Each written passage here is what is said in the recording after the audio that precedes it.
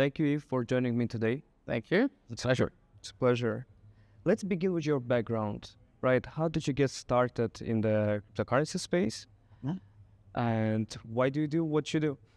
Okay. So I'm Swiss-based. I was in financial services for 20-ish years, usually on the consulting side. And I actually missed the opportunities of Bitcoin a few times. I deliberately thought, no, this is too risky, whatever, it cannot work.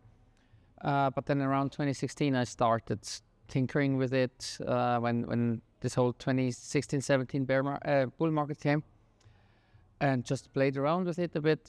And I then ended up in a blockchain startup that was on the logistics field. So we were tracking and tracing pharmaceutical logistics. And after that, I ended up at Bitcoin Suisse, which is one of Europe's oldest crypto financial service providers, where I am responsible for the custody and the staking divisions. Now that you mentioned staking, let's elaborate more on this. What are the current developments? Something interesting. Okay. I maybe have to elaborate first what staking is, because not everybody knows that. Unfortunately. But it's a way to secure a blockchain network. So traditionally, like in Bitcoin, you have a proof of work mechanism to secure a blockchain. So you have to invest computing power to get the chance to provide the next block.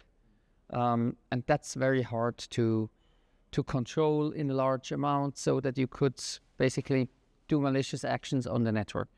But it consumes a lot of energy. So early alternatives were tried to be found. And in proof of stake, you lock your assets, you put them at stake, at risk. And it's almost like lottery tickets. The more assets you put at risk, the more chances you get that you may provide a new block. But if you behave badly, if you do malicious actions, these assets will be taken away from you and burned or redistributed. So you have a monetary risk or a monetary incentive to not behave badly. But the interesting thing is, in order for me to even take this risk just for helping the blockchain, I need some incentive. And that incentive is usually rewards, staking rewards, which come from new tokens issued, like in Bitcoin, or transaction fees. And I can now look at staking from an investor perspective and say, I can actually lock my tokens and I receive a reward, and that's a nice yield. So you can put your assets to work, like in the classical way. It's not just sitting around, but it's providing me some income. And that's why it's quite interesting for a lot of people. And I think now we have a point where it's a standard. It has become almost like the risk-free rate, especially on Ethereum, which is the base for everything else. If you want to make any investments, you always compare it to what is the staking reward, because that's the easiest way to create a yield. And while staking, when we started in 2018, was fairly new, nowadays everybody that holds assets in custody wants to get this yield, and almost everybody offers staking. And it's now so common that it found its way into institutional investment topics, and is no longer this exotic thing. What about indices and bankable products?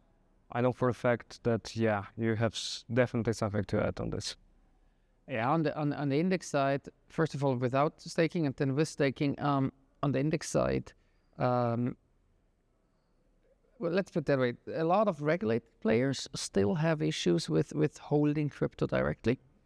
They may not be allowed to hold, let's say, Bitcoin or Ethereum directly, or they don't want the technical issues. Because imagine if you're a bank, you don't want to have a custody system for Bitcoins.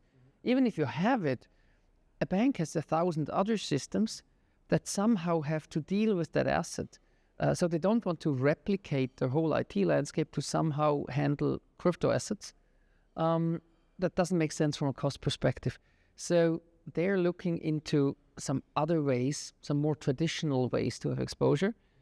And one thing here is bankable products like ETPs in Europe or ETFs in the US, which is basically a standard format which they know. There's ETFs on gold in the US, there's ETPs on gold here, etc. And they or on shares or whatever, and they know this format and they can use it with all their existing processes and systems. Plus, from a regulatory perspective, it's a listed product somewhere. They don't have to deal with any nasty questions. So that's a huge bridge for the regulated industry to get into crypto without actually having to deal with crypto. But they get the exposure, so they can participate in the price movements. And all those passive products, they actually need an index because they need something which they follow, and that's then the index that provides the price information, which the ETP, for example, follows. So index is needed for bankable products, and bankable products enable regulated players to participate in crypto without having to hold crypto. And that's very important for the next few years, I believe, until crypto has become so normal that it's integrated everywhere. What even some of the most experienced people in traditional finance don't really understand about staking? I think staking is complex because every blockchain protocol implements staking a little bit differently. And you have to basically, if you want to implement it in your IT landscape properly and with all the accounting and on-chain processes, you have to really understand each protocol individually. Because let's say the way they generate rewards may be different.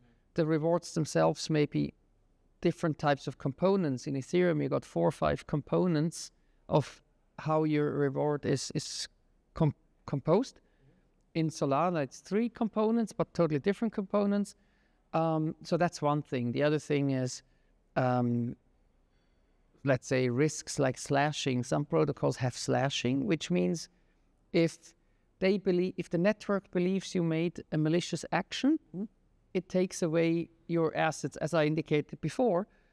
But what happens is if your service provider that runs the staking service, the so-called validators, makes a mistake, the network may perceive this also as a bad action and punish you. So if you stake assets with somebody who runs a validator and that person makes a mistake, your assets are also at risk. And to understand that and understand what risks do I really have and why is this different in Ethereum than on Solana than on Cardano and how is it different, that's quite difficult to understand. So it's this complexity in each individual blockchain that is a pain in the ass. You mentioned risks. What about hacks? Yeah. There's just recently, 2-3 days ago, there was an attack. It wasn't a proper hack, but there is a staking infrastructure provider that provides an API, an application programming interface to somebody who wants to stake. So, for example, if I want to create a transaction on the blockchain to make a staking delegation, I might actually use their API, their interface, to build this transaction for me, and I, with my wallet, only sign the transaction. Now, what happened is somebody infiltrated their API, and instead of making a transaction that delegates my Solana to a validator, it actually made a transaction that steals my Solana to a different address. And there were cases where companies used that API, got a malicious transaction, and signed it, and the money was gone. And that's super fresh. That's just 2-3 days ago. And that creates uncertainty in the industry. And we now have to try to, let's say, calm our customers on the one hand and educate and explain which are the actual risks and what, as a customer, you have to look for that this doesn't happen to you. But generally, it shows once again, blockchain has its operational risks, and it also shows if the money is gone, it's gone. It's not like with a bank that you can really have law enforcement get it back. With blockchains, once it's out of your wallet, chances are very big that you'll never see it again. What about the future? Maybe 10 years ahead? In which context? Staking. I believe staking is a bit under pressure for two reasons. One of the main sources of rewards from blockchain protocols was typically newly issued tokens, so the inflation of the protocol. Many of those protocols have been under pressure to reduce this inflation, to not have so much price pressure, because inflation naturally reduces the value of the asset. So if you look at several networks, they used to have maybe 6, 7, 8% of rewards, which is now going down to 2, 3, 4%. So you actually have a lot less reward you directly receive from staking. Secondly, for companies like us, there's a much more price pressure on the commission we can charge. So also service providers like us, next to having less rewards, the commission from these rewards also gets smaller, and that kills certain business cases and also makes staking less attractive for the end users. And I think the tendency now is to find alternative sources of yield to earn on top. So for example, to use liquid staking, to put it into DeFi, that earns an additional yield, and then the combined yield suddenly is again 5, 6, 7%. And that is what the industry will go towards. And I think it's not 10 years, it's probably going to be 5 years max, 4 to 5 years. Thank you very much for so many insights. I really, really appreciate your inputs. Thank you. Thank you. Pleasure.